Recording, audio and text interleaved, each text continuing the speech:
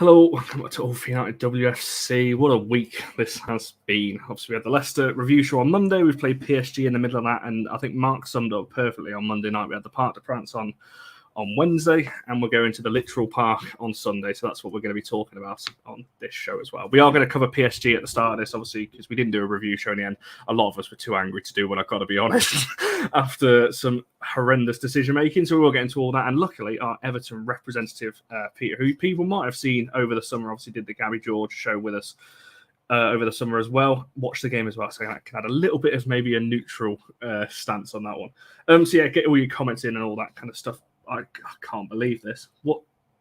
This was not me, by the way. Just throwing that out there. I assume that's Barry. Well, it can only be Barry because he's the only one on this panel that's got access to do that. So thanks for that. There is no, I'm not saying that actually because I don't want them floating around Twitter. We will move on. Anyway, Charlie, I will throw it over to yourself first, and obviously you were there in Paris on Wednesday. So we will start with that for the first kind of 10-15 minutes. What's your, I guess, thoughts on the game? Obviously, we know we're out. We put a good performance in, I guess, but what's your overall thoughts on Wednesday night? Being there was absolutely incredible. I was really proud to be there watching them come out to the Champions League music and do really, like they did. I think they did pretty well. I think when you compare it to the game at LSV, where it was very one-sided for one half, we looked down and out of it. I think we were competitive throughout the game. I think the key differences between where perhaps we are at the moment, and you talk about the best teams in the world, which is where we want to be. So you talk about the likes of PSG and Lyon and Bayern and Barcelona, those teams, is that everything they do, they make it count. So every time they receive the ball and they start attacking patterns of play, they make it count. So the passes are crisp, they're quick, they're where they need to be, and everyone knows what everyone else is doing all of the time. So we weren't overrun at all, but what they did is they made it count. So I think 4 shots on target and they scored 3 of them. I think we had plenty of opportunities to score. I think we dithered a little bit when we had the ball in really good positions. Barry taking the piss at me. No, it's not. Probably Connor. I think we dithered at times, but I think we put on a really good show of ourselves. I was really proud. Like I said, I was really, really proud to be there. I thought the away fans were incredible. I had lots of messages from people at home saying that we could be heard over the PSG ultras, who were impressive to see. I hope they go and watch PSG women when they're not just at that massive stadium. That'd be good if they went to do that as well. But yeah, proud to be there. Gutted for them not to get through, because I think they were in amongst it. And I know it's, and we might get into it later. We had a bit of a chat about it backstage. I know it's, you make your own luck and you make your own opportunities, but it is a hard pill to swallow when you have goals taken away from you for absolutely no reason at all, to the point where the referee's apologising before she's left the pitch, which means she's made a decision on something she hasn't seen. She's not seen something. She's made a decision perhaps based on the reaction, which is disappointing. But I really, really hope that this doesn't lead sort of a bit of a downwards turn. I hope they kick on. Sorry, Peter. I hope that PSG have awoken the sleeping giant and we absolutely rip Everton to shreds on Sunday. That's what I'm hoping for, that it has that sort of effect and that sort of impact. But yeah, overall, a sense of pride being there in that moment, even though it is obviously a bit of bitter disappointment at the end. That's certainly a question I'm going to ask in just a second when we talk about, obviously, the game at the weekend. But Barry, for yourself, obviously, there's some fairly positivity in the chat, and from what Charlie was saying there, you know, PSG are a good. We knew that going into this, that they're veterans in this competition, so to speak. We know that it was going to be a tough game. Obviously, we know that, again, it's harder to take purely because of the decisions that went against us towards the end of the game. To be fair, throughout the whole game, but those in particular, the offside from Garcia and Galton, and the ref just deciding to just run into our players whenever she felt like it, and continue attacks, which was horrendous. But overall, what's your kind of thoughts on that game in particular? Obviously, 3-1 defeat, but are you pretty happy with the performance? Where do you kind of sit on that one? I'm content, kind of maybe the answer to that question. I can't. I was disappointed, obviously, on the night. Very disappointed that we'd got ourselves back into it. We'd leveled the game up, made it 1-1.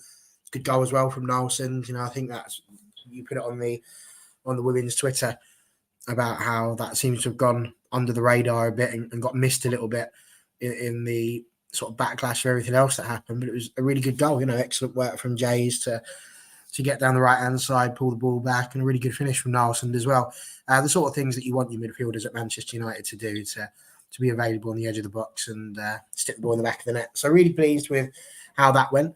There were positives from a lot of the play that I think we had as well. There were some great chances. Tooney had a couple of opportunities. We've all sat there and said maybe we'd take Toon off and give Mia Zara a go. I actually thought Toon played quite well in this game. She wasn't necessarily at her scintillating best, but she certainly had a couple of good opportunities that were pushed away by the goalkeeper. So that was, I think, quite a good thing as well. There were some frustrations. I'm not sure what's happening defensively. I don't think Mary Epps was at her best, which is an unfortunate time for her not to be at her best, because had she been, I reckon, I fancy she'd have stopped a couple of those. That third goal, it was pants. Never in a million years should that be going in. I mean, Blundell, part of me wanted to have a go at her, but I'm watching it and I'm thinking, if I'm in that position running at left back and I'm seeing the player off to the byline, I am not expecting them to be lifting that ball over the goalkeeper. I'm just trying to stop the cross. Under no circumstances am I expecting, with about 3 yards of pitch left, that she's going to chip that over the best goalkeeper in the world. And she did. So you can call it a sublime finish, but you can also say not great defensively in that respect. So, yeah, there were some disappointment bits, but I think genuinely I'm pleased. We did something this season that we've never done before. And I think that's the key, is that each year you've got to keep on progressing. That was a progression. If this is the only time we're in the qualification for the Champions League, one of two things happens. We either won the league, and so therefore we're not going to be in it again because we're in the group, or we didn't make the top three. So I think, you know me, I like to look on the brighter side of life. And for me personally, I'm just really pleased. I'm proud that the girls went out there and did what they did. They had a go. They weren't disgraced. PSG are a good side. I don't know if you're going to come to the Skinner comments in any way, shape, form or fashion, but we went out against a good side, not an average side. And so in that respect, I feel like we just need to, be pleased. It happened. We've been there. Don't be sad that it's over. Just be pleased that it happened. I think that's it. If we'd have done this show yesterday, I probably wouldn't have been as, I guess, content. Nobody's happy, obviously, seeing the team lose. I'd love to, especially seeing the group that we, obviously, if we'd have took PSG spot, we'd have been in with Bayern, Roma and Ajax. That's just an unbelievable group as well. I'd love to have seen us in that. Obviously, we didn't, and I think I agree, over the two legs, probably didn't. When you look at PSG's first half at LSV, absolutely turns. So I'm pretty happy. We went to the Parc de France and did well. So Peter, I'll throw it over to yourself before I get to some of the comments. Obviously, you watched the game as well. What did you make of United in that one? Because I think most other, I guess, rival fans, I'm looking at Chelsea, Arsenal, City here, gave us no chance and said, you're going to Paris 1-1, you've got no chance in this game. Not going to lie, as a United fan, I might be a bit biased. I thought we were the better team, I've got to be honest, on the day. Maybe not over the two legs, but certainly, in that game, I thought we created the better of the chances. You are on mute, by the way. See, you might want to unmute yourself before you. Right, there we go. Sorry, do apologise. I haven't been on the StreamYard for a long time. Yeah, I thought, to be honest, first of all, it's worth saying that the first leg for United was your big opportunity for me, and again, that a lot of that comes from experience and just having experience in those big games. And I think that's the type of, I think in the future, if United were to get back into those qualifiers, I think that United would probably approach that first game a lot differently, probably have more confidence in themselves as well. They seem to go into the tie over the two legs, and certainly, the other night I thought the United were outstanding. It was such a hammer blow to concede the goals so quickly after getting the equaliser, and I thought at that stage, United would have been on the up, but then to concede that goal so quickly must have been such a morale. It must have knocked their morale so much. But I still thought that United carried on going. Had a goal wrongly disallowed. I can't for the life of me understand how that goal was disallowed. Was it Golton, wasn't it, with the header? It reminded me of a goal that Everton men's team scored against Villarreal a few years ago, where Duncan Ferguson scored a perfectly legitimate header, and the referee just blew it for no reason. And when you get decisions like that against you, you just kind of know it's not going to be your night. But I thought United did themselves proud, and also the Man United fans I was watching.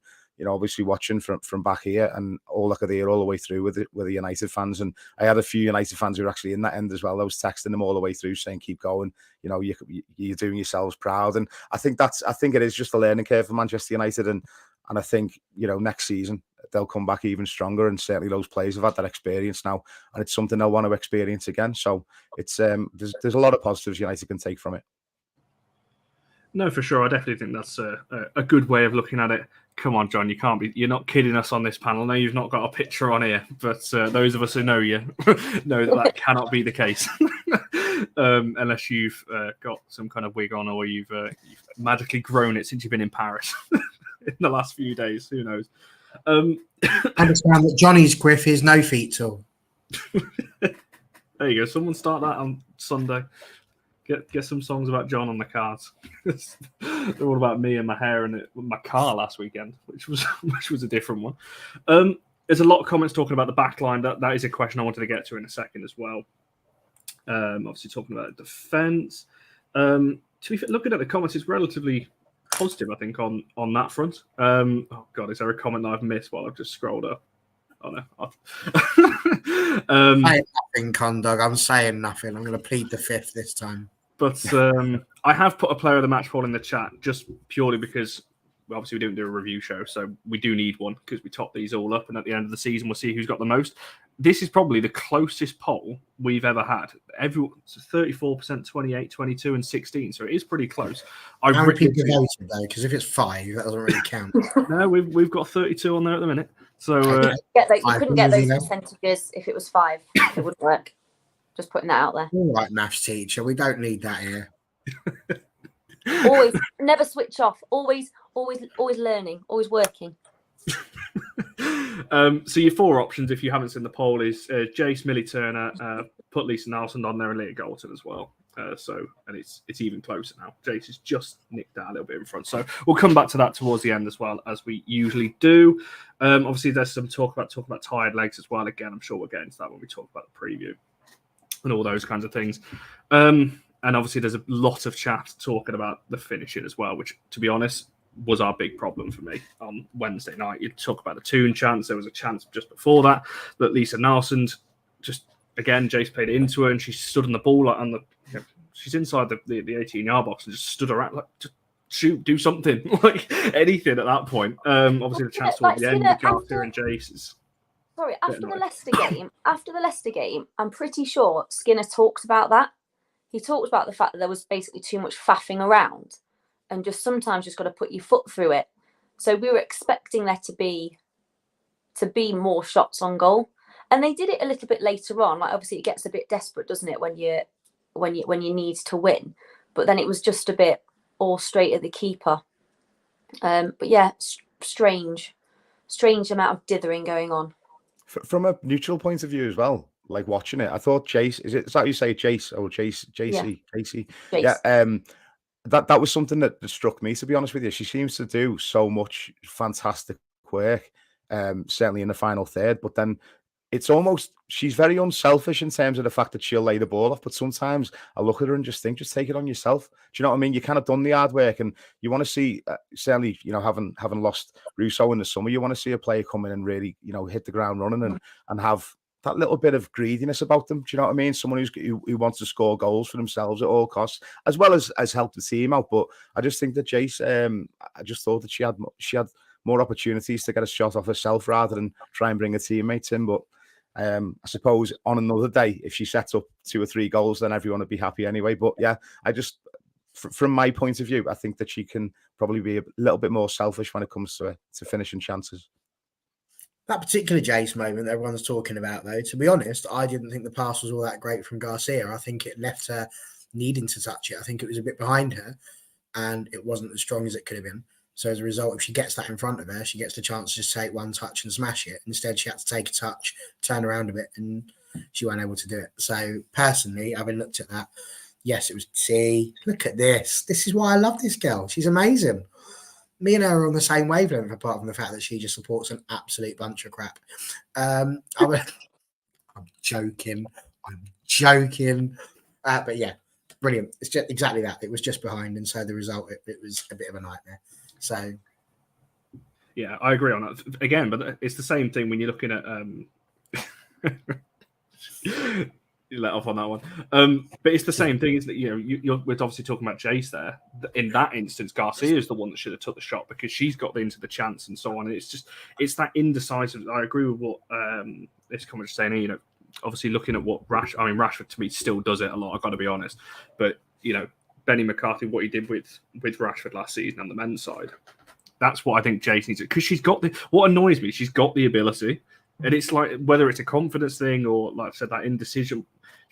I think I said this to the guys backstage. I saw a tweet about it. It's like she's the most exciting / frustrating player to watch because she'll do all this magical stuff, beat a load of players. And you're like, oh, here we go, goals come in, and then she'll either stop on the ball or shoot from a ridiculous angle where she shouldn't shoot, but then play a pass when she's made the chance for herself. So it will come. I've got no doubt the ability is there.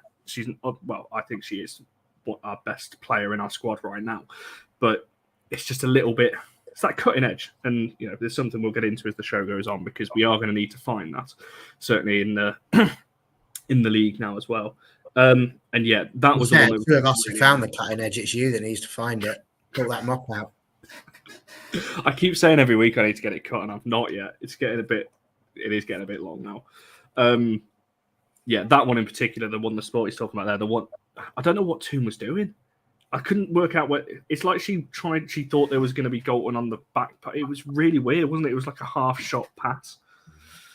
I don't know, but yeah, that's what I mean. I think the overall, for me anyway, we created enough chances to win on the night. As you said, obviously we conceded. We're literally within 50 seconds of scoring. That doesn't help.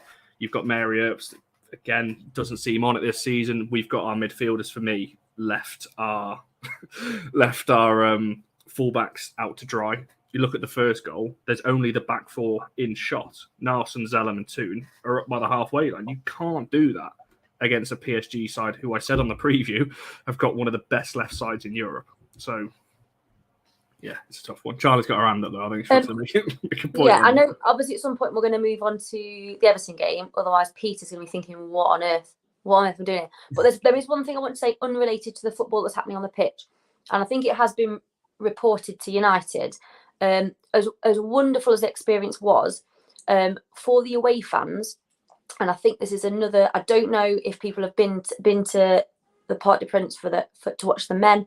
There were no women's toilets available at that game, and I know it's like off a bit of a tangent, but I want to sort of make people aware because I think it's important when we talk about the growth of the women's game. So we got there, wanted to go to the toilet. They looked staggered that we'd want to do that.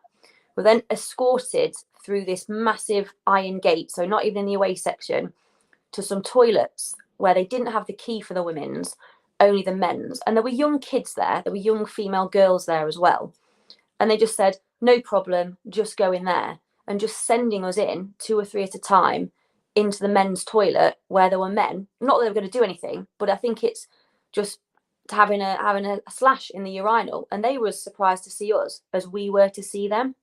And no one corrected that. And just the facilities were really poor. And it just made me feel really proud of what we've got at LSV. And I know that it's not perfect, but it was really poor from that point of view. But I thought it was worth a mention because I don't think it's good enough from a team of that size.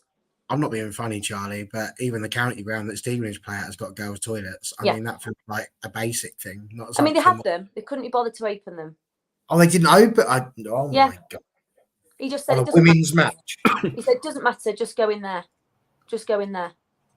I've never heard any good things come out of PSG away. Like, from obviously the men's. It's like a prison. It's like a pen. You go in and it's lovely, luscious seats for the home fans. And then honestly, it's like prison yard, which you kind of understand. It might be the men's game. Things get trashed by away fans. They don't want things to get trashed. But I think the other lack of facilities, just basic facilities, was was not acceptable. And I know Zara Connolly, who does a lot of work on MUTV, reporting on the men's and the women's game, she got wind of that and was cross and said she would feed that back as well. But I just thought it was worth a mention, and just maybe a little bit more grateful for what we've got where we are. It certainly is. I've always said, obviously, there's a whole other conversation, but I actually quite like LSV. I just don't like the parking situation now. The grounds are getting fuller because it means I've got to get there another 90 minutes earlier than I usually would. I just wanted to shout out, Cox. Correct me if I'm wrong. I'm pretty sure, Emily, you're a Liverpool fan, which makes this really interesting. Obviously, you would want. Oh, so Emily. I think, obviously, if you're still watching, you have to correct me if I'm wrong. I'm pretty sure you are. So I'm glad that you're going for a United win, because that's two of your biggest rivals there in United and Everton. So she's just bitter because we beat them last weekend. That's all it is. Sorry, Emily. Well, yeah. Well, we may as well move on to Everton, to be fair, because it kind of, the conversation, obviously from a United point of view, ties into Wednesday night as well, because there's a lot of conversation points from there. But Pierre, I will just come back to you then. Everton so far this season, what have you made of yourselves? As you mentioned, obviously beat Liverpool last weekend. But as far as I'm aware, I need to check actually just before I say this. Haven't you lost every other game aside from that? So it's not been. It's a weird way of putting it. Nice. But, that's why you. Thanks for reminding me of that. Yeah, I really appreciate it. No, well, I mean, beat Liverpool, so that's a good one. But what have you made of the season anyway so far? I mean, to be fair, the results don't necessarily reflect on the performances, which is why we haven't, been losing our heads or losing any faith in the side, in the squad and in the manager, because certainly the Brighton game, the first game of the season, we started off really slowly. Brighton took advantage of that, came straight out of the traps, scored 2 early goals. But after that, we totally dominated the game. We controlled the game. We got a goal back. And it looked like it was, it was one of those games where it just wouldn't quite go in. We couldn't quite get the equaliser. Against Leicester, similar sort of thing, where Leicester were limited to very few, proper chances. We hit the post. Martina Piemonte got injured. We missed a penalty just before half-time. We had a goal disallowed at 1-0 to Leicester. We had so many chances, but we just couldn't take them. And I feel like, as I say, if you looked at the game as a whole, and you looked at the 2 games in the WSL before Liverpool as a whole, we would have expected a lot more out of them, because we just, the performances didn't reflect the results. Even against City in the Conti Cup, we had a good go, and Man City, started the season off fantastically well. But I think they would have felt quite fortunate in the end to come away with a win, because certainly if it would have gone on for another 5 or so minutes, I think we probably would have snatched a draw. But yeah, going into the Merseyside derby, as I say, I think that the players would have. I don't think they would have been short of confidence. I think they would have been going out there wanting to prove a point. And it certainly showed, in terms of how we managed the game in the second half in particular. That was very, very impressive from Everton. Again, it was similar to how Brighton came out at us. Liverpool came straight out at us, had a goal disallowed early on. And things could have been very different if that goal would have stood. But we seemed to, settle into the game. Meg Finnegan at the back, Natalie Bjorn and Katrine Vaya, all fantastic. Settled us down. And, we got a deserved win in the end. I'd say Liverpool as well, we weren't going to underestimate them. They started the season really well, beat Arsenal away, obviously, which was a massive result for them. I think I wouldn't be writing Everton off just yet, put it that way. I think if you just looked at our results solely, you might be thinking that we'd be having a really bad season, but actually the results don't tell the full story. Keeping hold of Bjorn was really important, obviously, for looking at it from an outside point of view over the summer. Once she licked Real Madrid, wasn't it? Was the link. And it seemed to be heading that way, but no, fair play to us. Still around for now, and yes, has confirmed. Liverpool fan, but can be a bit impartial. So, welcome to the chat. We got Arsenal, we got Liverpool, we got an Everton guy on the panel, and 3 United on the panel. Obviously, loads of United fans in the chat as well. So we've got a whole mixture of WSL representatives on this show. Obviously, talking about the defences, so we'll start with that. Charlie, something that's been mentioned obviously a lot online, and obviously speaking between the 3 of us and in various chats and so on. We have gone behind first in every single game so far this season. Last season, we raved about the back line, how strong it was. We were keeping loads of clean sheets and all this kind of thing. What do you think we need to change going into this weekend to keep a clean sheet? Because we need to stop going behind first for a start, but also just conceding goals full stop. What do you think needs to change in that back line? And I guess the big question is, would you be changing the keeper going into this one? I think when you look at the games we've played, so you look at how Leicester set up against us, and PSG did similar things when they were attacking, is they were just playing out wide through the channels really, really quickly. And we've struggled to cope with that against anyone, really. So if I was Everton, I'd be looking at that and going, right, it's going to have to be the same back four again because there's literally no one else available. They're going to be tired. You'd be doing that same thing. I think that's where I'd be looking, particularly with the fullback situation. It's got to be Hannah and Jade now for the rest of the season, basically, unless we get someone in January, and it'll be at a price because we're desperate, is how it will look. I'd be targeting them all the time because they're going to virtually have to play every game, I think, unless Aoife makes a miraculous recovery and then you sometimes move Mayer out there. I'm not sure. I still think as a back four, they're really strong. I think Mary hasn't been as commanding as we needed to be. I think there was a goal. I don't know. I can't remember when the goal was, whether it was PSG or Arsenal, where we think she could have come out to claim it, and she previously probably would have done that, and didn't come out and collect the ball. I think that makes things difficult. You wonder if things are just right there with her at all, because if they're not, that can create unrest for the players in front of you. And I know Honor's gone, but she wasn't the only one there last year. She wasn't the only one there. It's three of the same back four, and I think Jade's grown into the season. I also think we need a little bit more from the wider players. I think they've been left a little bit exposed at times. So overloads on the left and the right when the opposition are attacking. And I know Mallard's been playing out there, and that's another discussion entirely as to why she's been playing out wide. But she's not the sort of player that's going to track back. So Jade will be left exposed. So it might be against Everton where we have to win because the vultures are circling, even though it might sound ridiculous at this point in the season. They are, because Man United, the vultures are circling. It might be you see someone like Paris come into the side who is going to work really hard defensively as well, and perhaps put Mallard more central. I think that's what we need, is those players in the wide areas tracking back and doing a little bit more of the groundwork. I think we've just been left a little bit exposed at times because that's not been there. And it was there last year, I think. And I think that's it. When we're talking about the team, like defensively, it's the team as a defensive unit. It's not necessarily just the back five. As I said, the PSG goal, the first one, you've got none of the midfielders or the wide players tracking back. So you've just got, PSG's fullbacks bombing on. So it's a 6v4. Yeah. And you're never against a team like that. You're just not going to win out in that situation. I've also cowardly ignored your question about should the goalkeeper be changed. I'll leave that to Barry. I'll see what Barry and Peter say, and then I'll give my opinion after. Go on, Barry. What's your thoughts on the defence then? And I guess the team defensively as a whole, and also that big question about the goalkeeper. Would you be swapping it this weekend? Well, Charlie made a lot of the most salient points, to be honest with you, which is the fact that the only thing that's changed in defence really is the right back. Honor's the only one that's missing. MLT and Millie were together, no problems whatsoever. Hannah Blundell, to be fair, started the season shifted out on the right-hand side. So that you could argue that was a bit of a difference. And then, of course, there was Mary, not quite contrary. Will you to Arsenal go? I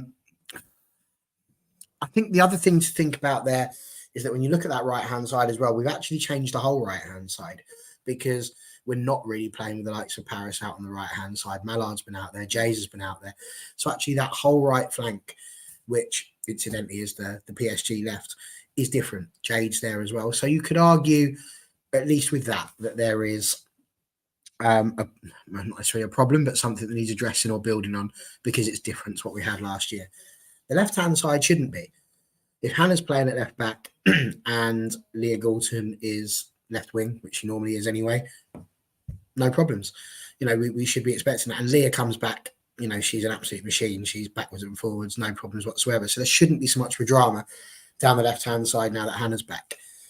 That's really a long-winded way of saying what's the only real thing that's changed. And my answer to that question, and sod it, I'm just going to go in full on, head first, and take what it takes, is that I don't think Mary Earps is where she should be. Now, as you well know, Connor, I'm not the sort of person that likes to say I told you so, but I remember at the very start of the season saying that I would start Fallon Tullis-Joyce if Mary Earps wasn't really with it. It seems to me like she's not really with it. So as far as I'm concerned, Yeah, why not? What have we got to lose other than the WSL? What have we got to lose? Like, you know, she's an international goalkeeper. So yes, for me, I think I would change them, because I'll be honest, I don't think she's going to be here in 12 months' time anyway, the rate that it's gone at. I saw somebody saying that Jay's looked frustrated. Maybe that's why. Maybe it's because she feels like she's been sold a dream, and actually that dream isn't necessarily working, because there's certain players, again, that are causing dramas when there's no need for it. And as you well know, Connor, I have zero time for dramas. I'm not a fan of them. Don't like them. I'd rather we just dealt with them at the core. So I think that's where we are. As I've said before, honestly, if she does not want to be at the club, stick her on the bench, put Tyler Joyce in, pay her till December. She can bugger off in January. Job done. I don't have the time for it, Connor. You know, and I'm not bothered about people that are going to sit there and whinge about it. Oh, but it's Mary Earp. She's this, she's that. She's a football player, and they're all replaceable. There's not a single footballer on this planet that isn't replaceable, and I include in that Honor Battier. And indeed my own Katie Zellum. You know, so they're all replaceable. Doesn't matter who they are. Just like your quiff. All replaceable. Hey, this is not replaceable. Can't be doing that. I tend to agree. I think I would be changing it this weekend. The only downside, and this is nothing to do with, this is just a United thing. Obviously, that's going to become the story if Mary is not playing. Not that should matter, and I don't think Mark should even care what people are saying or whatever. But I think at this time, Fallon is a better option, because I don't know what it is. I can think of 3 goals off the top of my head that is I would expect Mary of last season to save. And that's becoming a problem. As you said, we've got nothing to lose. We're conceding every game anyway. It's not like we're going to get much worse. And, you don't sign a keeper for a record fee if you're not going to use her. And I said this, I was with you at the start of the season, but I remember that show when we were talking about this, and I was backing you on the Fallon shout because of this very reason. The stuff I heard over the summer about Mary and so on, I just don't think her head's in it. I think she's a professional. She's clearly, obviously will try her best. But if you've got that 5 or 10% that's not on it, as good as Mary is, you will see a bit of a drop off, and I think we're seeing that a little bit. And I think it just affects rare moments we were together. Very rarely happens, but we were. Like Wallace and Gromit. Who's who? Don't care. They're both cracking characters, Gromit. So I'll let other people decide on that one. And yeah, Vic makes a good point. I don't think she's been that good for England either. Since the World Cup in a couple of games since. So yeah, that's not the comment I was click on. There was another one. I can see your question, Kevin, about Guerrero. I will get to her in just a second as well.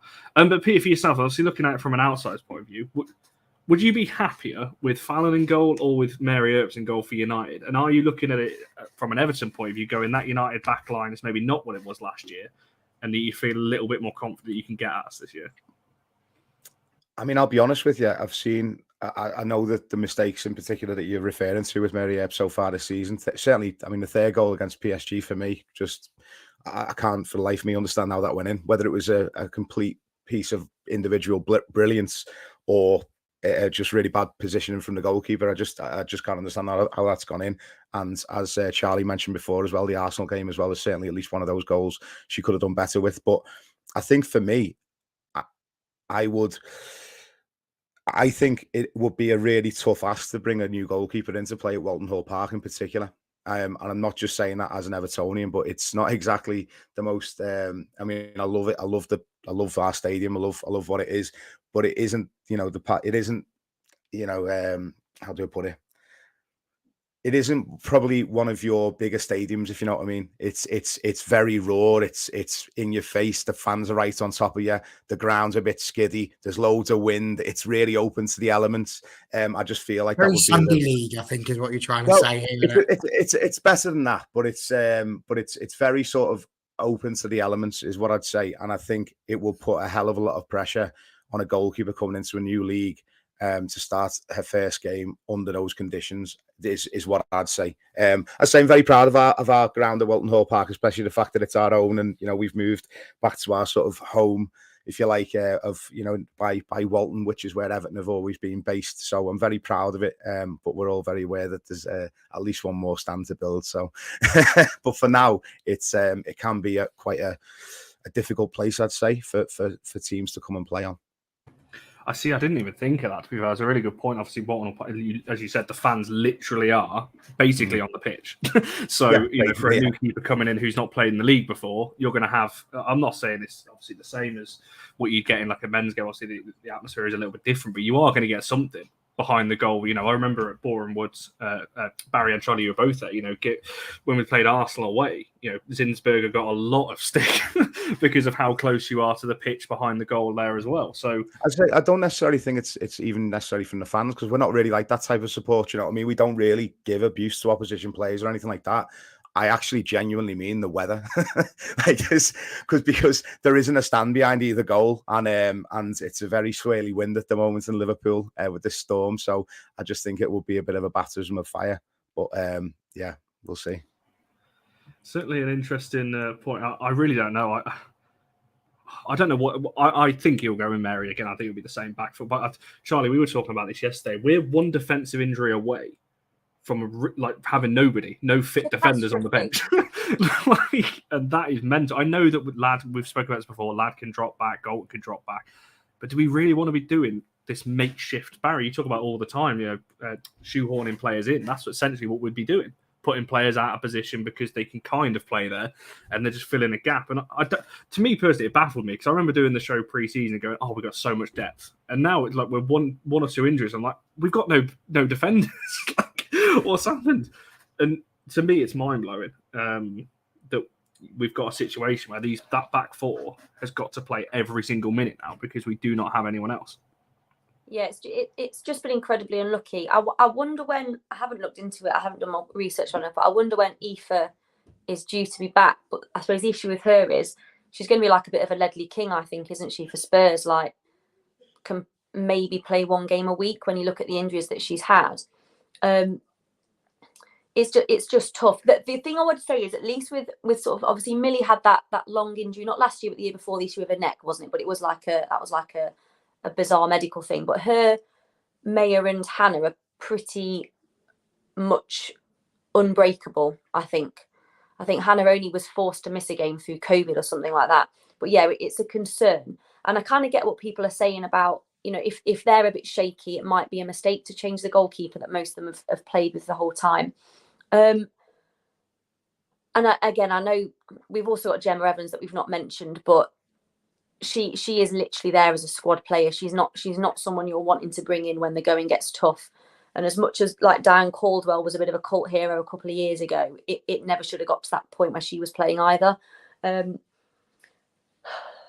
But yeah, we've just got to hope. I've just got to hope that nothing goes wrong. I've got to hope that Jade stays fit because she's looked pretty good. And we have, like I said, we have had to do things before. I think when was it Casey's last season, Galton played a lot of the season at left back and did a good job. If those sorts of things have to happen, and I don't want to jinx it by us talking about it too much, but we know we've got attacking players to come in that are phenomenal, so it wouldn't leave gaps further up the pitch. Yeah, we've just been really unlucky, particularly with Gabby George. It was a massive shame, wasn't it? But as we just have to go with our best back four at the moment, and if that means every game, it means every game for the time being. Certainly going to be interesting as the season. But I think Mannion's a few weeks away, isn't she? But as you said, okay. What Mannion are we going to get when she comes back? Because she keeps coming back and then getting injured again. So it's like, because she's full throttle, isn't she, Mannion? Mannion's no messing about. She's not like, I'll be careful with this. I'll make it more about position. She's still like Nemanja Vidic, like smashing through people, and that's the type of player that she is. But yeah, if she's back, it adds a little bit of extra firepower there, doesn't it? I don't. Evie Rabjohn is one as well. But again, what a tough thing that would be for a player that's been brought in for the future to be like, please come in and be the saviour of our defence. But like I said, it's not panic stations yet. If the four we've got, the first choice can stay fit, there's not a problem, is there? Fingers crossed on that one. Sporty, I see your question about Everton and kind of players to watch out for. I will be coming back to that question in just a second. Barry, there's a lot of talk obviously about Jason. We spoke about this when we talked a little bit about PSG earlier, and it kind of links into, there was a comment saying here, Jason more dangerous down the right-hand side. Obviously, we've seen Mallard has come in to score 2 goals already. What would you be doing with the front line this weekend? Because we always say it, we're like, well, a few of us anyway, like, we'd rather see Jace on the right, Mallard down the middle. Obviously, Galton is pretty much a shoe-in off the left. And I'll throw Toon into this conversation as well, because Toon's kind of been in and out and Miyazawa's coming now. What would you be looking at in terms of a front four for this Sunday? Just quickly on the defence, I'd just say Marcus Rashford. You know, people thought maybe he was too young, and then we threw him in, and all of a sudden he was all right. At the end of the day, at some point, some club somewhere has got to start giving these youngsters a chance. And what I would say is you look at someone like Grace Clinton, just turns up at Spurs and does the business when we're sitting there and thinking, actually, she's not going to do it for us. So, you know, if we need to go with Rabjon, we need to go with Rabjon. At the end of the day, you've got to use what you've got. And I'd rather we use someone whose position is that position than keep on trying to push people into that. With regards to the front four, I'm not going to lie. I feel like you're only asking me this question because you want me to wind Vic up. So with that in mind, I didn't know what your answer was going to be, to be fair. We'll see where we go with it. Where would my front four be? Do you know what? I think the problem is, and we've had this conversation so many times now, but we don't seem to have the out-and-out striker that some of the other big teams have. Do we? Go on, they do. Don't just mime at me, Charlie. Talk to me. We do. Melvine. The 2 times she's played as the 9, she scored. Play her there. Play Jace out wide. Or play her behind her. If Jace wants to get involved in the play so much, play her behind her. Okay. So, or is it in behind or in front? Or does it depend where you're looking from? It always depends where you're looking from. But my point with that being is that if she's the number 9, she's got to go and score goals, which, yes, she scored a couple, and that's fine. I've got no problems with that. Russo was the number 9 at that point. She was doing it. She didn't necessarily score that many. And I think what I'm getting at with that is that that's not how Skinner's been playing it. He's moving them about too much. There's too much fluidity between it. They seem to be floating this way and that. And I don't know if it's just teams that I like, but teams that I like at the moment don't seem to be scoring very many goals. And it's getting incredibly frustrating watching people not score when they have such good chances. If Mallard is that person, spot on. But she's played a few games, really. She scored a couple of goals. We're going to need to see that over time. We just still don't have, at this moment, and even if we did have Mallard, she's only on loan. So we don't have our own player who is that number 9 who's going to be that big name. She might be that this season. By the end of this season, we might all be going, how brilliant, and then she buggers off and she doesn't come back again. No one's mentioned it yet. We do. Come on. Who is our absolute out-and-out striker who's always going to score? Who is it? We have. I feel like I'm in the mood for winding people up. Yes, but she's actually on her pension. So what? So what? Like, if my nan was on a pension, I wouldn't be asking her to run the London Marathon. It's Rachel Williams, Peter, if you haven't clocked up on it. We're talking about it. I'm not. I mind it. If you look back, I said. All these people miming, I feel like taking a mick out of my earring. Big Will. But I think that's where it is. And for me, that's where I'm getting frustrated. The only one that I would nail down is Leah Goulton, because you know she's going to be on the left-hand side. Could it be Tooney? Could it be Miyazawa? Neither of them has really impressed all that much. Mallard's done well from the bench. She hasn't really had that many starts. When she has started, she hasn't seemed to have scored. So are we in that sort of situation again? So to be honest with you, Connor, I don't know. Whoever Mark Skinner picks, he's going to have to pick. But I just go back to Mark needs to stop listening to you and stop changing people just for the fun of it and play your best 11. There's not enough games in the WSL for us to be so hard, because I'm trying so hard not to swear. There's not enough games in the WSL for us to be mucking about. So in the grand scheme of things, I feel like I've just hit the point, Connor, where I don't care who it upsets. Just play the 11 that you know you can do, the best 11, and just have at it. And if that's the only 11 players that we play now for the rest of the season because they don't get injured and they're doing it, brilliant. I think we've made so many changes these first few weeks and we've got mixed results. And we didn't get mixed results when we had our first 11 and we knew exactly what we were doing with it. So I'd go back to that. I'd absolutely go back to that. And if that means we start Tooney, because that's where Tooney is, what is our best 11? I knew I was going to get asked that question.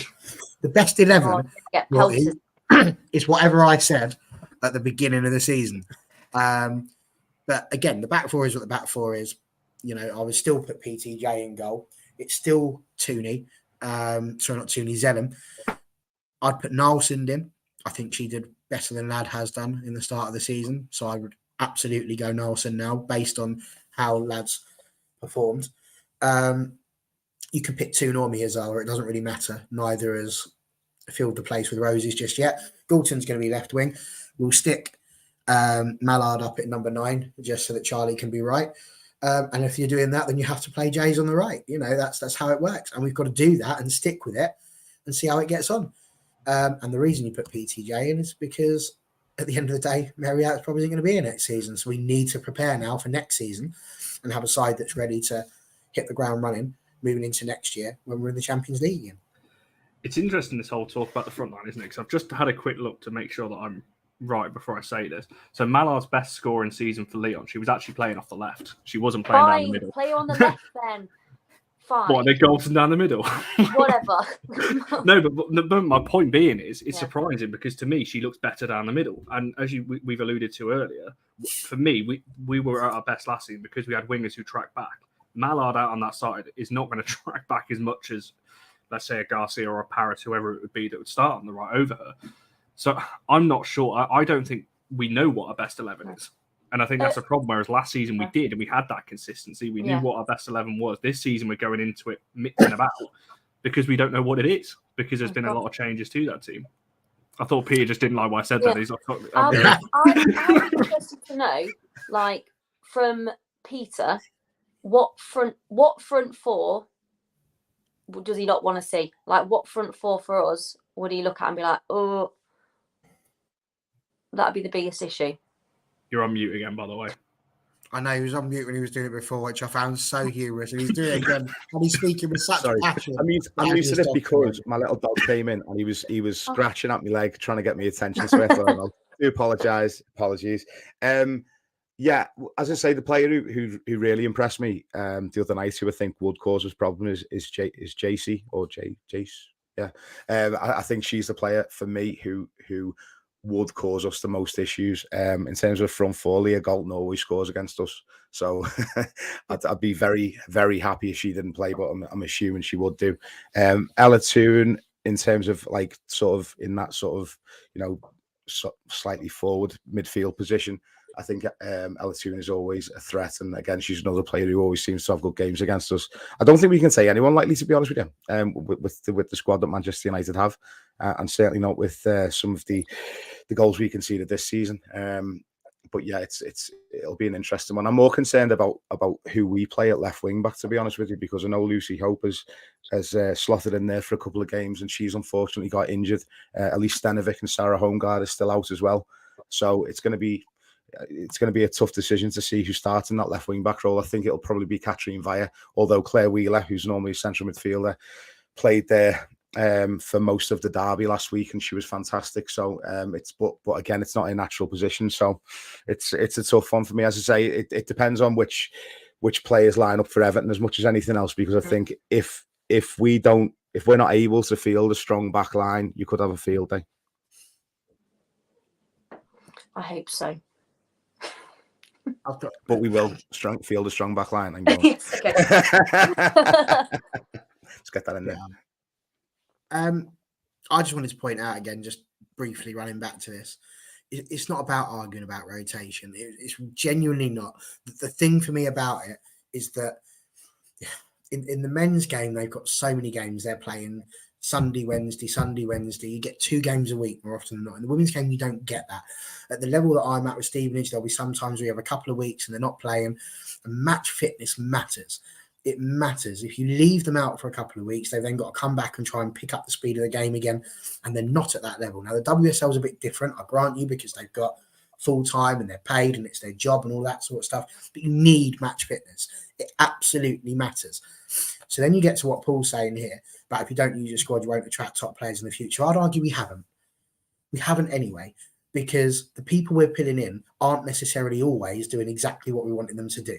They're not necessarily reaching the heights that people think they're going to reach. They're coming in, they're getting injured. All of these things are occurring. So actually, it becomes irrelevant. What matters is you've got to have a nucleus. You've got to have a team of 11 players who you trust week in, week out. And yes, you have squad depth. Of course you do. Yes, you have players that can come in. But you stop making regular, ridiculous, unnecessary changes. And you only make the changes that are actually going to benefit your side. The only changes we made last year were in the Conti Cup. We're going to get the chance to do that again this year. So if we want to, we can put these players out there and give them the chance to play in these worthless games that clearly nobody cares about. And whilst we have the chance to do that, that's where they can play. And that's where they get the chance to prove whether or not they're capable of playing. If they can go out and beat a Leicester side that we couldn't beat when it was our first 11, fair play. They're going to earn themselves that opportunity. And that's where Skinner, I think, will need to wake up on that one. The last thing I needed to go, and I'm sorry, Vic, but you are the person that chose the line that I've been waiting for it, and there it is. I would not be leaving Zell out this weekend because I've got some facts and figures for you here, apart from the fact that she managed to nearly score a cracking free kick. Katie Zellum, there she is. Leads the WSL so far in progressive passes. Yeah, and passes. Progressive passes. She's got 30 of them, better than anybody else in the WSL. She's had more shot creating actions, 22. Let's not forget, she's still got the most assists in the top 5 European leagues. She's also got the most goal creating actions and the most tackles won in the WSL so far this season. But you're absolutely right, she's not been great. This is what I mean. It's like we've just got to settle our side down, go back to what we know, and be Man United. And it doesn't matter. We've got to get rid of this outside noise. Pick your 11, get the team that you trust, get them together, get them clicking, get them working. Then we can start worrying about trying to get other people in. We've got a defence that, as low, if you just said, is like one tackle away from being virtually non-existent. We haven't got the time to fuss about it now. We've just got to go for it. We've got to put our side out there. And it's like, it's not even about harmony at the moment. It's just about, let's get that 11 and build on that again, because that's where we ended up again this season. I think that's the thing. And Charlie, this is a question I wanted to come to anyway. Obviously, talking about the midfield, there's obviously the whole Tooney me as our conversation. But obviously, Guerrero has been mentioned. We mentioned her at the start of the show, and there's been a couple of people talking about her in the chat as well. Me personally, I think Zellum's level will improve again if there's a player like Guerrero next to her, because I feel like she needs somebody like that next to her, because Zellum's been playing the deepest of the midfield in every game so far. And we've seen a chopped and changed midfield for that. We've seen Zellum, Ladd, and Toon. We've seen Zellum, Ladd, and Miyazawa. We've seen Zellum, Lisa, and Toon. Zellum, Lisa, and Miyazawa. We've seen so many different combinations in that midfield. Obviously, Zellum's the constant. With Guerrero, would you be bringing her in this weekend, or would you? Obviously, Barry mentioned Lisa there. Lisa's was all right against PSG. I know she got a goal, but I thought defensively it leaves us very open. I've got to be honest, because I don't think she tracks back well enough either. But what's your kind of thoughts on that midfield? And I guess if you want to answer the frontline question as well, in terms of what you'd be doing with that one. Oh, gosh. Right. Okay. So 3 things there. One is I would like her to play because if she scores, I think there's so much mileage in how the commentators can scream her name. I love that. Also, big fan of Eddie Guerrero, rest in peace, WWF when I was growing up. So also, whenever she plays, we should play his theme music. It's funny what it is. Like, feels, don't you know? Yeah, well, yeah. I'm not one who massively watches the rest of European women's football. Like, there are certain bits and pieces I'll watch. So what I know of her is she won the World Cup with Spain. That's what I know of her.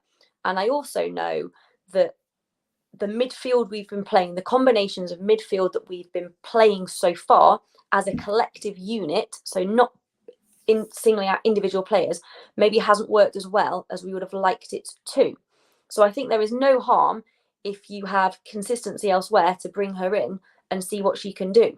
Because you don't by accident trip over and fall into Spain's national women's side and win the World Cup. So I would really like to see her. I don't know if she'll be better than what we've got because we've not seen her yet. You can't make that judgment.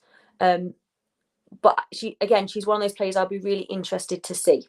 Because like I said, love Hayley Ladd, absolute legend of Man United, but not at the races so far this season. So there's no reason for Irene or Irene or Irene, if you're Mark Skinner, if you saw that press conference, that was incredible. There's no harm in popping her in and seeing what she can do. I would like to see it. You think that Irene should come on? Was that basically the question? No, Barry's doing a pun there. Even I got that one. Oh yeah. Got it. Yeah, got it. Absolutely love that song. Love a good pair of dungarees. Yes, she should come on. What? Oh dear. I agree, as I said earlier, and I think I've said this for a while. I think Zellum is better further forward. I don't like her as the lone six, as we keep seeing in recent weeks. And I think she'd play better with a player who is more defensive. We saw it last season with Ladd. That's why they worked so well together. But Ladd has not started the season well enough for me to warrant sticking in that midfield. And yeah, and that's what I mean. I feel like that's why Guerrero and Zellum would work very well, because Guerrero is that player. Is what it is. Connor, isn't this the person who's saying "What is love"? Who? What? Baby, What have I missed it here? me. No more. What is love? That's him. I'm sure it is. We've got pop royalty in the chat now. Love that. You What a completely tune throw that me. was. I should know. I can't believe I don't know. You shouldn't. You've not seen the You've probably line. never seen that film. I don't know. I know. See, John was shocked at my the fact I got the song 1 minute ago. Yeah. I couldn't believe that. Quick on that, not so much on that one, eh? We've gone back to normal Connor speed. It's gone over my head, that one. Oh, do you reckon, now we've just while we're off topic a very little bit, shall we ask Peter the important question on here? Oh, absolutely. What is it? They could be about to ask you anything here. I'm sorry, whatever it is. Should I make sure my microphone's muted again and just mine? Oh no, there is a correct answer. There's a correct answer here, but the others won't agree with me. So essentially, I'm going to ask you this and just wait for you. I'm just going to get your answer, and then we'll see if we'll just move on. If you say what I think you're going to say, got to be honest. Oh, John, you love it. So essentially, when you order a burger, I don't know whether you eat burgers or not, whether you're a fan or not. However, when you eat them, do you eat them with your hands? Do you pick it up, or do you use a knife and fork and kind of like cut it apart and eat it that way? I am not a massive Tory, so I eat it with my hands. Yeah. I certainly wouldn't cut it in half, not a chance. Just for the record, I'm not either, but I do use a knife and fork. Exactly. Oh, yeah, see, there we go. Everyone knew that. We've not asked it for a long, long time, to be fair. But because there's no point in asking it. There you go. Kevin's got it. I mean, I do have a friend who has this really strange way of eating a burger, though, and she like sort of takes it all apart and eats it. Like if you get like a Big Mac, other burgers are available. She'll like take it apart and like eat like the bun with one of the burgers, and then. Well, that's essentially what I do, but with a knife and fork. I deconstruct it essentially, so I take it all apart and then eat it in smaller chunks once it's deconstructed. Still using a knife and fork. Using the word It's like Connor deconstruct is what you do to Lego, Connor. Deconstruct is what you do to Lego. What you do to a burger is just unacceptable behaviour and wouldn't be allowed in any civilized country. I've just seen the messages as well. I can stay. Thank you very much. Oh, we will get somebody. There hasn't been anyone since Sarah came on. There's not been anyone. She's not been invited back. Sorry, Sarah. You are in the comments tonight. Yeah, it's not good. I literally can't think of anyone else off the top of my head that does. I don't know. One of those, but so that's another one. Or something. Just see how many people just like stay there all day and see how many people use the knife and fork. Honestly, I try and ask every new person. Sorry, say again, Carly. There was a poll. What were the results of the poll? Oh, it was a landslide. It was 91% to 9. I think it was like by-elections today. It was an absolute landslide. Did you storm off stage when the results were announced? Honestly, Peter, if the hair that's on his head was on his chin, I can understand what he was doing with the burger, but it's not. I just it's no. Yes. Then she followed it with that. So no. Yeah. Don't Love it. Stand by your morals. She will. The next time she orders a burger, she's going to be looking at that and going, "Well, to be like Connor or not." So yes, we will get back to the serious stuff in a second. However, so I'm not that bad. I do eat that with my hands. It's just I don't know if things that are warm and constructed like that, I cut it apart. If it's cold, like a sandwich or something. But what if the burger's got sauce in and the sauce could drip on you? Well, that's why you cut it apart so it doesn't happen. If you're picking up with your hands, it just goes everywhere, doesn't it? Like It doesn't. No, it doesn't. Not if you eat it properly. He hasn't had the experience. He hasn't had the practice of eating it properly because he always uses a knife and fork.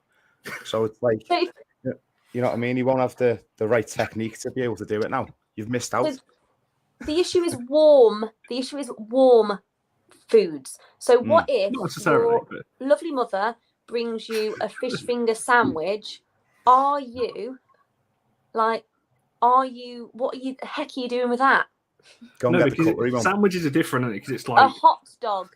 Connor takes it out of the bun, straight in, and then see, eats the I do breast. use a knife and fork for a hot dog as well. Okay, if Sausage they're roll big at the enough. match. What happened? Sausage No, roll at the match. No, they're fine. Oh. This is why I What do don't you mean order. they're fine? Like you can eat it with your hands. Right. But this is why I don't order food at games. Someone asked me the other day, "Oh, what do you do at games?" I'm like, I just don't for this very reason. Are you there on Sunday? Because I'm going to get you a burger. Oh, please do. We need video I'm evidence. gonna of this. force you. Please do. I'm going to get you it, and I'm going to force you to eat it with your hands, and you're going to experience something new. Loads of sauce in there. Loads of sauce, onions, a lot. Yeah. Oh, Imara, amazing. unless this is a Chicago town pizza that you've stuck in a microwave and it's those two little diddy ones, then there are no knives and What forks. though? We could probably get a pizza delivered over the gate at the back where the bag is. Get them to pass it over. Get a little Uber Eats or something. I do have to say though, Connor, the other day we had a brand new girl start at our school, and she was eating her lunch. Bless her. She'd ordered a jacket potato, and I mean, I've got to say, I've never seen anything like it in my life. Because she had the knife and fork, she wasn't feeling like, yes, I know, but we've had Sarah before and she's not been back on the show as we mentioned. So, you know, you're the only person who eats the knife and fork we allow back on. She actually genuinely took the potato out of its jacket with her hands and was rolling it up in like little snowballs. I've never seen anything like it in my life. But strangely, even that seems more normal than what you do. How old are they? What? How old was that kid? Oh, she was 8. Oh, right. Yeah. Okay.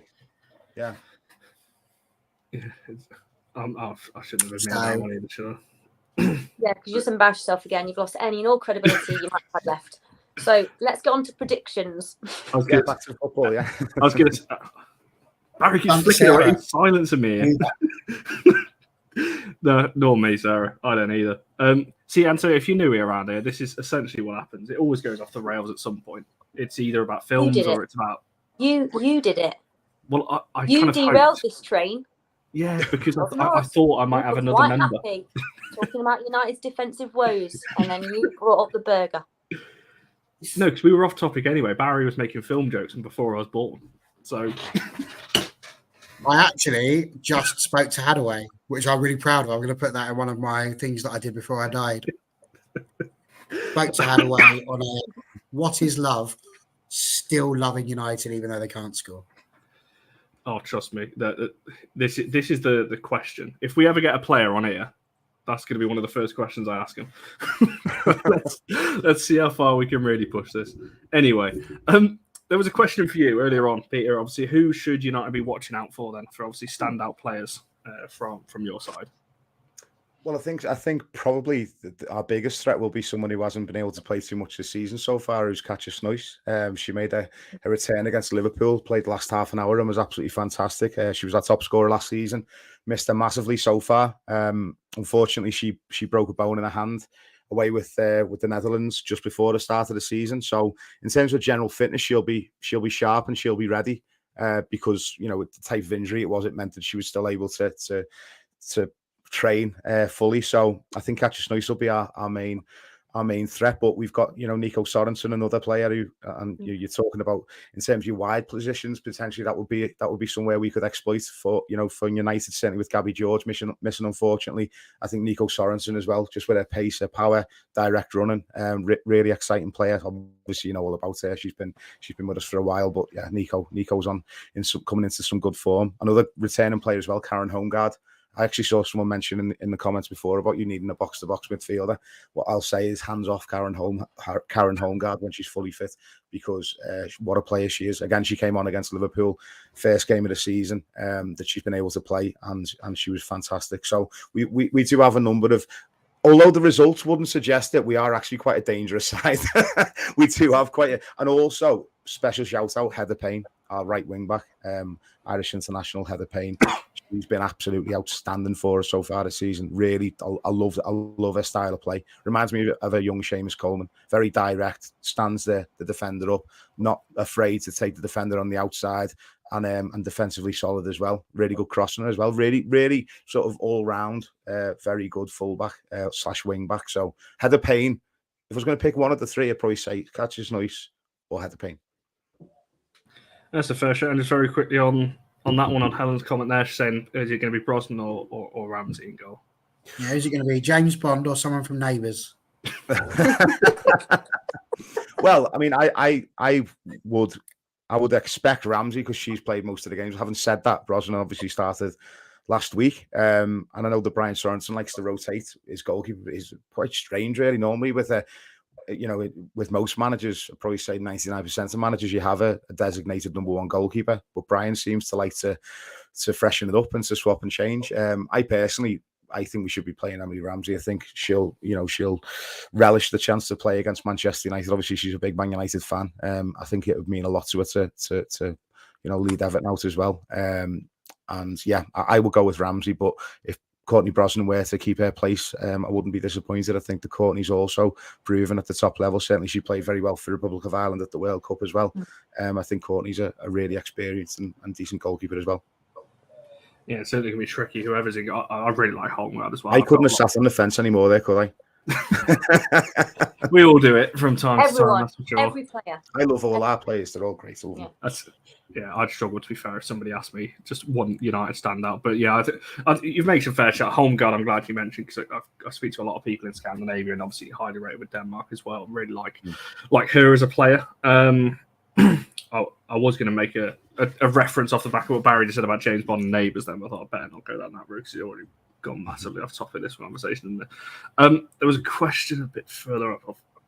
I've lost it now, haven't I always do this. I find a question, I scroll down to the bottom, and then I lose the question. I can't remember what's going to answer. Gabby George, that was it. Your answer would be the question you just asked Peter, which is, who would you say is the Man United standout player? Who would you say is the one that Everton would need to be worried about? Because you just said it. Who would you pick out of our current starting 11? If we had to pick one, Jace is our most dangerous at the moment. Yeah. Even though she hasn't scored yet and you've been bemoaning that. I think that she's got a style which could cause us issues. I think when it comes to just pure physicality, I think our back line are great. I think even in terms of just pure pace, I think we can deal with that. I think when you've got someone who's got very quick feet like she has, she's able to turn very quickly. She's always on the half turn as well. She can take the ball with pressure, with defenders behind her. If our defenders get too close to her, I think she'll be able to spin off them. I think they're the qualities I see in her, which I think could potentially cause us problems. Yeah, I think that's fair. I think Jace would be high on a lot of people's list, I think, on that one. Obviously, just wanted to briefly mention Gabby George. Obviously, Peter, throwing it back to yourself, and then we'll kind of come back to a United point. Obviously, you mentioned being at Everton a long, long time. She did actually I believe she did her ACL at Everton as well, didn't she? Not so long ago, a few years back as well. So I guess the kind of questions, obviously, we're all obviously gutted for her. We wanted to see her kick on, obviously, in a United shirt. But also, how did she come back after her ACL the first time around? Because there's always a concern, especially when players do it twice, that they're not going to come back maybe the same player. Are you maybe a little bit worried from that point of view? How do you kind of see her coming back? Obviously, we know she's out for the season now, but in terms of everything around that from her ACL previous as well. I mean, first of all, I'm absolutely devastated. I was gutted when I saw the news with Gabby's injury. I'd seen a replay as well, and when you see the replay, you kind of, we're getting so unfortunate. We're getting so used to seeing these types of injuries, and it's heartbreaking every time you see it. And certainly when it's someone who, us as a supporters, but we cared about Gabby a lot. She was there for so long. She was part of the furniture at Everton. I think you spoke in length about her in the summer when you signed her, and I couldn't speak any more highly of her. I think she's a fantastic player, fantastic person, and I'm absolutely devastated for her, to be honest with you. But one thing I will say is that Gabby's character and her fighting mentality, and she's got. Don't be worried about Gabby George getting back and getting back to full fitness and wanting to prove a point and getting back to her very best, because Gabby George has got that attitude, that fight, that mentality. got no problems with Gabby getting back to full fitness. She'll be okay. It might take a while, but I can guarantee you now she'll come back bigger and better than ever. She did that for us, when she did her ACL, and we thought that, sometimes you're worried about players losing a little yard of pace or losing a bit of confidence, losing a bit of fitness. Gabby George came back a better player than she was before she got injured. And I think that'll probably happen again. I just know that she's got the right mentality. She's got a really good family around her. She's got really good people around her. And I'm sure Manchester United will look after her. And I really hope I see her back on the pitch as soon as possible. Because as I say, I couldn't speak any more highly of her in terms of a player and a person. So, yeah, wish Gabby all the best. No, for sure. Echo everything on that one. And yes, obviously that as well. She'll get another opportunity. She's with us for a few years at the very minimum. So hopefully in future seasons she'll get that opportunity as a United fan as well. Walking out in a United shirt, I was going to say, at Old Trafford as well on that one. Right, we'll kind of come to your kind of prediction-y things then. So Charlie, I'll throw it over to yourself first. I guess a two-part question. One, I guess, is this a must-win in terms of, like, if we come away with a draw, like, what, I guess, we'll cover that on Monday if we do end up not winning the game. But does this feel a bit like Everton away a couple of years ago, Skinner's first season, where it started off a little bit shaky and we had those few draws, and I think we were like 6th or 7th, like 7 or 8 games in or something. I didn't start great, obviously, that season. Does it feel a little bit like that? And also your score prediction? I think every game is must win, but because the season's so short. But yeah, I do think it does just from a psychological standpoint for the players. I think it's been tough, hasn't it, to not beat Leicester and then to get knocked out of the Champions League, even though they put in good performances. I think it is must win. I also think if they don't win, even if it's a draw, there'll be a lot of outside noise. I think if they go behind first again, it becomes very uncomfortable. And I think the crowd, I think there's going to be a lot of United fans there. I think people will get a little bit antsy. And it's how they deal with that. And like Peter said, the crowd is so close there to the point where when the players are subbed off, if they're not near the dugout, they literally have to walk around like amongst the fans. They're so close. What I really hope is that they take the performances they've had against PSG and they take maybe the little bit of anger that they feel about how they went out and they channel that into something really positive. And he just needs to play whoever he thinks the best 11 are to win this game. That's who he's got to play. And I think if we get the first goal, which we haven't done yet all season, I think if we get the first goal, it makes things more comfortable for us because Everton will want to get something from the game. Everton aren't a side that ever sit in and just think, oh, we'll just do 2 banks of 4 and hope for the best. They will come out and try and attack the game then, which will help us.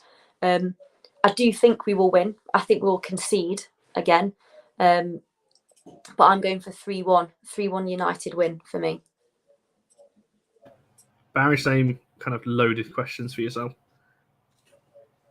Depends what you're aiming for. If you're aiming for the league and winning the title, then yes, it's must win because we've already dropped probably as many points as you can afford to and still go on to win the league, unless of course we do some sort of miraculous double against Chelsea, in which case we probably bought ourselves another game. With regards to the top 3, is it must win? I'd argue no, not yet, but it's getting closer to that point, and we're only 3 games into the season. So, yeah, I think that's kind of where we are. Listen, I think it's just one of those, isn't it? We're here to play football and to enjoy it.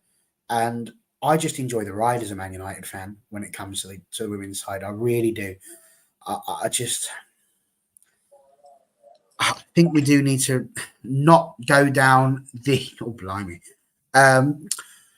not go down the negative route. It's never helpful. I think you see that happen on the men's side way too often. As a result, the expectations become ridiculous.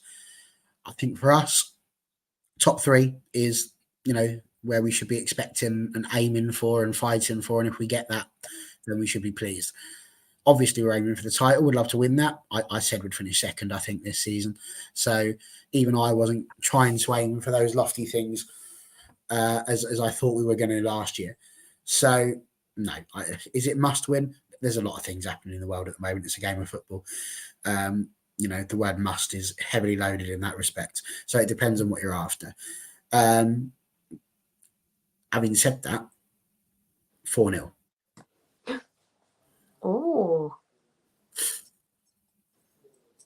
I think you're being too harsh in your defence there. I don't think we'll score 4. Oh, Tiger. I knew not saying who to would be a problem. But yeah, 4-0 United. I just, what's the point in not having any hope? You've always got to have hope. And genuinely, like, we've spoken so many times about our football team and about how we've got fantastic players up front who could score goals. And when it clicks, it will click. We've had that discussion. We know that's going to be the case. So I'm not going to be the one that says Jays gets her first goal, because we've been saying that now for 3 games. And, you know, she's been closer to hitting your quiff than she has to hitting the net. But, yeah, we are going to score 4. That's what I'm going for. 4 goals from Manchester United. And I'm not going to lie, I'd be absolutely delighted if Katie Zellum scored 2 and Ella Toon scored 2, because that'd shut a few people up, wouldn't it? It certainly would. I just want to do a match reaction where we've won. It's been a while since the first game of the season. We've not done a match reaction on here since we've won a Still game. unbeaten in the WSL though, Condog. That's still one of only 4 teams that can boast that. Indeed. So that's something we have got over some other sides. I wasn't going to name Everton, but since we're on the topic. But Peter, for yourself, what scoreline are you going to go for on Sunday? Hey, listen, we're unbeaten in a week, okay? Unbeaten in a week? Unbeaten in a whole week, so, you know, don't write us off. No, I think we can take a lot of confidence in our performance from last week.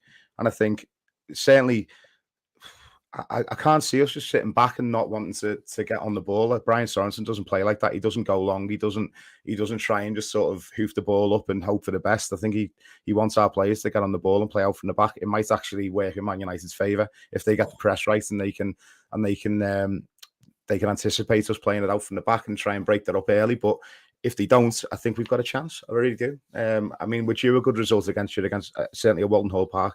We're well overdue a good result. But as I say, I'm not going to take this lightly in any way, shape or form. I've got a lot of respect for Manchester United and that squad of players that they've got. I think we'd have to be at our very, very best to get something out of the game. But do you know what?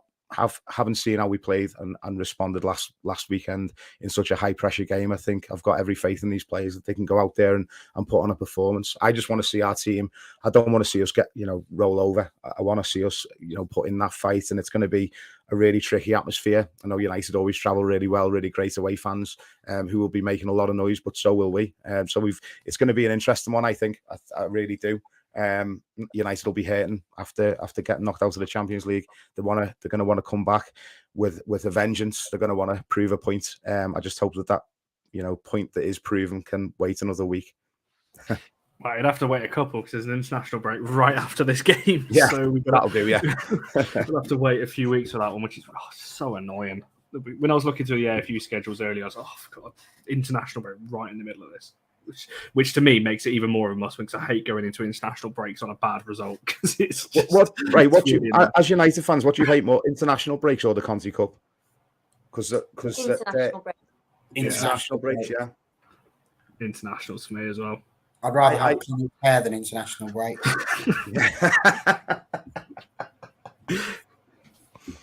I've got this thing. International breaks, there's far too many of them for one. But the Conti Cup for me just seems like a pointless exercise. It genuinely does. To me, the Conti Cup, ridiculous, isn't it? The formats. Yeah. We just play the same teams every year, and we're always out after the first game. And then we have to. The Conti Cup reminds me of like the Papa John's Trophy, which is only played by teams really that aren't in the Premier League, which I just find absolutely crazy. It just followed like the Carabao Cup route, where it was just another cup, and if you go out, you go out. Then the world would be a better place. This idea of having to play league, these mini league games, which nobody really cares about, so as a result, you just end up playing the squad players. In that respect, could be a good thing because you're wanting to see your squad players play, but equally, it's not enough. I don't know. Like it would have more credibility though if teams didn't get such a big buy into. Like Chelsea, for example, gets such a big buy into the semi-finals. If you can't play that competition in the Champions League, don't play the Conti Cup. I find it baffling. Was it a few years ago we had them in the semi-final, but no Hayley Ladd and no Ella Toon because of accumulation of yellow cards, and they've been parachuted into that game. It's just a joke. The whole thing's a joke, I think. It is. That is it. Like you said, it's the format in that respect, because you can't expect a team that's in the Champions League to also do the Conti Cup with the way that they're playing it. So, but then equally, nor should they just be dropping in at a certain stage. So yeah, I think that's a bit should be forced to play the youngsters. Just field the team. 100%. It's not like Chelsea haven't got enough players. They literally buy them like they're playing a rubbish game of Monopoly. I saw that. Yeah, buy that. But I'm collecting the Reds. Don't care. Buy that. Honestly, they are absolutely that brother you hate at Christmas, aren't they? I saw Emma Hayes saying that the other day about wanting more games, and to be honest, I do agree in terms of expanding the league and having more teams in the league. But like, what I kind of thought, it's all very well and good you saying that when you've got like 60 players on your books, when you could deal with the added games. Probably Aston Villa as well, who decided to just buy everyone. But yeah, I just look at it and think, well, if that were to happen, then a lot of teams would have to invest a hell of a lot more money to expand the squads, just to fulfill the fixtures. I think that's it. And I think just my kind of last point on the Conti Cup, this as well. Why is there a penalty shootout after a draw? And then there's like weird points. You get an extra point if you win the shootout, and you get a point if you draw and go. Genuinely though, this is what winds me up, because that's the reason we didn't go through the Conti Cup last year. Like, genuinely, you take away those stupid extra points, we'd have made it through to the next round. But this idea that you can have a draw, get a point, and then have a penalty shootout just for the point of who designed it? Americans. The American system, isn't it? Like, the chuffing clown. Yeah, I don't get it. It's a whole other thing. Newcastle. To be fair, they're going to be in the WSL soon anyway, so I'll just give it 2 years. They'll get back-to-back promotions, I think, and they'll be in the WSL, which might force other teams to invest more money because they're throwing money around in Tier 3 like confetti at the minute. So, just see on that. Is it worth mentioning this? Do you want to go down this road? In terms of what? I don't know what that's in reference to. I know the Skinner comments, but I don't know what. I don't know who said what. Like, is it worth mentioning that whole point? Because there's talk about potentially the coefficients might change getting into the Champions League, and we might lose our third place slot. And you just had a lot to say about it on WhatsApp. I just wondered if maybe you'd like to get it out and onto a public forum. I reckon the Champions League format's going to change anyway, because I know we're talking about like losing the third place and blah, blah, blah. But they're going to expand it at some point. And I don't think for the reasons that they probably should, if you're just talking about teams getting in because they deserve to get in, it'll be because they want to have the big name sides in there. And at the moment, whether you agree with it or not, a lot of them aren't getting in there. The ones that are going to bring the money in and bring the interest and all that sort of stuff. So they'll want to expand it for that reason anyway. They'll want to be saying, yes, we want Real Madrid definitely in there every year. Yes, we want United and City in there every year. Yes, we want Juventus in there. Because that will create interest. But yeah, they need to expand it anyway. And I think that's it. I think, obviously it was mentioned at the start. I don't want to go down this road too much, obviously, since you brought it up on that comment. Obviously, speaking of Skinner and what he said post-game, I think what he was alluding to in terms of the qualifying and expansion is correct. What he said about teams being average and maybe not good enough to qualify, that's not. Like, that's you can't be saying that for me. Like, especially when we didn't get through either.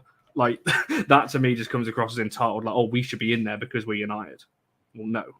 Like, but we did go out to a team called PSG that everybody knows and that have got good form in there. And that's where I think his first point is correct. I don't know, some sort of tier 6 side that somehow managed to win their National League. Well, that's where I think his first point is correct. But I think to say teams aren't good enough is a bit of an insult to the teams that did make it. He's a man of words, is Mark Skinner, and he does not come out with some. He's a journalist's dream, isn't it? Some might say the truth hurts. You speak to every journalist, they say they love interviewing Mark Skinner because he certainly gives them a lot of stuff to write about in their columns. And all He's honest, and I don't think in a world where we have a go at managers and say they just say what they have to say or they try and toe the party line. To me, Mark Skinner's always honest, and I don't think you can knock that. No, I tend to agree with that as well. I much prefer that than media-trained answers in interviews and all those kinds of things. But yeah, sometimes I think he says the right thing, but the wrong way. I think on that one. But yeah, we shall see. I completely forgot that I put the poll in the chat for the PSG player of the match right at the start of this, and I've only just ended it not long ago. So just very quickly before we wrap this one up, because we have been going for nearly 90 minutes now. So Jace did win ours, 35%. Millie Turner second on 28. Nelson on 19 and Galton on 16. Everyone agree with that? Is that probably about right? Yes. Next. Charlie nodded away, so I'm assuming that's an agreement as well. And I Peter- voted for Millie Turner, but I'm quite happy with Jace getting player of the match. No, I agree with that. I think it's one of those two, isn't it? I think on that one. Yeah. Yeah. The added time at the end of the Don't let the opposition players go over to the coaching staff when a player goes down. Don't let them. There you go. Easy. Yeah, I agree with that. Leicester did it a couple of times, didn't they, against us? Where... And make the player that's gone down be off for 30 seconds, not just 4.5 seconds, because the rule is 30. Indeed. Yeah, I think that's fair. I thought Galton was all right as well. She created quite a few chances on the left side. Yes, 100%. They're clamping down on everything else, so I don't know why. But the problem, I guess, again, it's the whole of the conversation. You can't prove that they're not injured, can you? The issue like, is only if that player knows. Yeah, but that moment with that keeper, if they'd had VAR, which they didn't, the goal would have stood. The keeper could have got a yellow card for simulation. That's the issue with that particular moment, isn't it? Is that she milked that for all it was worth. She cheated and she got away with it. Exactly. And yeah, as I said, the one time you don't believe a keeper's gone down injured, they could actually genuinely be injured, and then there's a problem. But then also, why is it that the keeper's the one that goes down, Connor? It's because they're the only ones that don't have to go off the pitch. Exactly. I think we need to be a bit more savvy with it. I've said to you before, every game this season we've played, League and Champions League, the other team have dictated the performance of the referee. They've played the referee. They've done the tactical timeouts. They've done the fake fouls. They've done the cynical little pull the shirt back, hidden things like that. They've done that really well. We're too nice. We're too honest. I've got a funny feeling here that John's talking about the full 90 minutes. It was badly timed, wasn't it, John? Because it was when we needed to score. Yeah, it wasn't the best timing on that one. So hopefully none of that from you Evertonians on Sunday, because it's so annoying. Honestly, if you don't get decisions, you want to try and live in my shoes for a day.